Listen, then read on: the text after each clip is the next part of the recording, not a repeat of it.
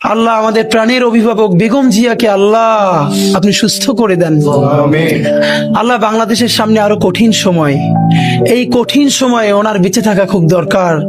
আল্লাহ উনি বেঁচে থেকেও যদি শুধু সবাইকে গাইড করে, পরামর্শ দেয়, সেটা আমাদের জন্য আল্লাহ আমাদেরকে রাজনৈতিক মুরব্বী হারা আপনি কইরেন না। আল্লাহ উনি বাংলাদেশের দল মত নির্বিশেষে সকল মানুষের রাজনৈতিক অভিভাবক। আল্লাহ উনি আমাদের স্বাধীনতা সার্বভৌমত্বের অভিভাবক। আল্লাহ বেগম জিয়ার উপরে আপনার খাস রহমত নাজিল করেন। হে আল্লাহ তার সমস্ত গুনাহগুলো মাফ করে দেন। হে আল্লাহ তাকে পরিপূর্ণরূপে সুস্থ করে দেন। আল্লাহ বেগম জিয়া তো একদিন অবশ্যই আপনার কাছে যাবে, কিন্তু বাংলাদেশ একটা স্থিতিশীল পর্যায়ে গেছে। আল্লাহ স্বাধীন সার্বভৌম একটা দেশ হিসেবে দাঁড়িয়ে গেছে। উনি যে লড়াইটা করেছিল, সেই লড়াইয়ের ন্যূনতম একটা ফসল ঘরে তোলা পর্যন্ত আল্লাহ ওনাকে নেক হায়াত দিয়ে দেন। আল্লাহ ওনার উপরে খাস রহমত নাজিল করেন।